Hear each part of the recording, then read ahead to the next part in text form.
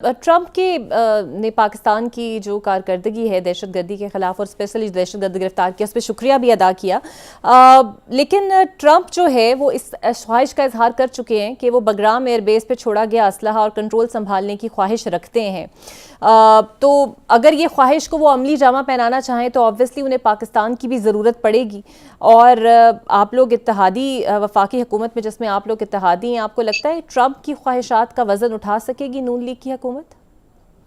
देखिए, ट्रंप की ख्वाहिशात की तो ऐसा वो नहीं है कि कोई ट्रंप की ख्वाहिशात होंगी। अगर ये अमेरिकन यूएसए की ये रिक्वेस्ट ऐसी कोई आई और उनका कोई ऐसा एजेंडा हुआ और वो देखें, हम तो खुद विक्टिम्स हैं क्योंकि वही असला जो अमेरिकन छोड़ के गए वो पाकिस्तानियों को शहीद कर रहा है, हमारी अफवाज पाकिस्तान को शहीद कर रहा है और रोज उसकी वजह से खून बह रहा है।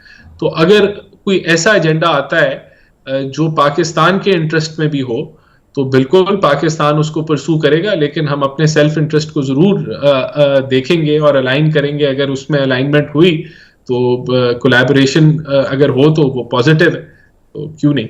अच्छा सर, परवेज खटक के बारे में राना सनाउल्लाह साहब कहते हैं कि केपी हुकूमत आए दिन चढ़ दौड़ने को तैयार रहती है वफाक के ऊपर और परवेज खटक इसमें मौसर किरदार अदा कर सकते हैं। सर वो तो अपनी सीट ही नहीं जीत पाए तो किरदार कैसे मौसर अदा कर पाएंगे? देखिए, वो मामलात को समझते हैं, चीफ मिनिस्टर रह चुके हैं, फेडरल मिनिस्टर रह चुके हैं, वहाँ की सियासत को गहराई से समझते हैं, वहाँ के प्रॉब्लम्स को गहराई से समझते हैं। चीफ एग्जीक्यूटिव की कुर्सी उन्होंने काफ़ी अरसा संभाली रखी, तो ऑब्वियसली वो एज एन एडवाइज़र वो अच्छी इनपुट दे सकते हैं। फैसले तो फेडरल वजीर ही करते हैं जो इंटीरियर के मोहसिन नकवी साहब हैं, लेकिन उनकी एडवाइस जो है वो बड़ी मौसर होगी और अपने एक्सपीरियंस से वो एक अच्छा मशवरा दे सकते हैं और मिलके जो है ये एक टीम वर्क फिर सिक्योरिटी लॉ एंड ऑर्डर के हवाले से काम कर सकती है। अच्छा सर, दहशतगर्दों को वापस लाने का जो मामला है, जनरल बाजवा का इनकार है मगर शहबाज शरीफ बार बार ये कहते हैं कि उनके कहने पे लाए गए। कौन सच बोल रहा है, कौन झूठ? आपको नहीं लगता इस मामले को क्लियर होना चाहिए, असेंबली में बहस होनी चाहिए इस पर?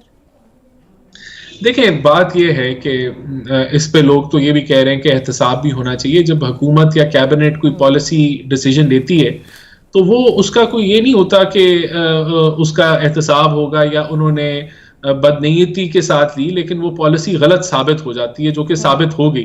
क्योंकि जब टीटीपी को हमने यहाँ लाके रीसेटल किया और एक तो उनको रीऑर्गेनाइज होने का मौका मिल गया, रिकूप होने का मौका मिल गया और वो ज्यादा मुत्तहिद होकर उन्होंने हमला आवर हुए। दूसरे जितनी भी दहशतगर्दी हो रही है अभी, जो एलिमेंट्स यहाँ सेटल हुए थे उनका लिंक उन्हीं से ही निकलता है। जो अखवान नेशनल्स यहाँ सेटल होते हैं तो जो लोकल फैसिलिटेशन है वो उनकी तरफ से होती है। तो ये साबित हो गया है कि ये पॉलिसी गलत थी और इसके जो प्रोपोनेंट थे, जो इसको प्रोपोगेट करते थे, जिन्होंने इसका झंडा उठाया हुआ था वो खान साहब थे और वो प्राइम मिनिस्टर थे उस वक्त के। और ऑब्वियसली जो चीफ थे उन्होंने फिर प्राइम मिनिस्टर की डायरेक्शंस को फॉलो थ्रू किया और उस पॉलिसी को इम्प्लीमेंट किया।